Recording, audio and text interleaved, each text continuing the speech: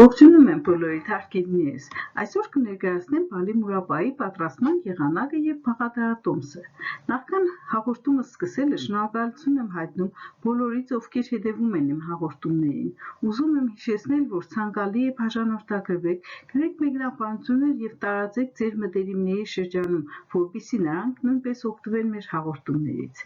Բալի մուրաբա պատրաստելու համար պետք է ընտրել բալի խոշոր և առողջ պտուղները, լավ լվանալ, հեռացնել պտղակոթերը և եթե ուզում եք կարող եք հեռացնել նաև կորիզները։ Ասեմ, որ ես նախընտրում եմ պատրաստել պահպանելով կորիզները, քանի որ այն յուրահատուկ համ և գույն է տալիս մուրաբային։ Լվացած նախապատրաստած պտուղները լցնել արժանապատ ամանի մեջ, պտուղների վրա շերտ-շերտ լցնել շաքարավազը և ջուրը, եփել 5-ից 10 րոպե, հետո կրակից վերցնել և թողնել հանգստանա մոտ 3 ժամ, որից հետո նորից եփել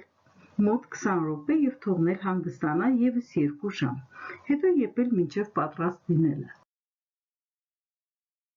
Հարգելիներս, ասեմ, որ 3 անգամով քիչ-քիչ եփելը նպաստում է, որ պտուղները պահպանեն առողջ և գեղեցիկ տեսքը։ Եփելու ընթացքում մուրաբայի երեսից անպայման քաշեք քափը և զգուշորեն թեթևակի խառնեք։ Վերջում թեյի գդալով մուրաբայի հյութը լցրեք ափսեի մեջ և մատով բաժանեք 2 մասի։ Եթե այդ մասերը չեն միանում իրար, ուրեմն մուրաբան եփված է։ Պատրաստի մուրաբան տաք վիճակում լցրեք նախապես լվացած և չորացրած տարաների մեջ և փակեք կապարիչով։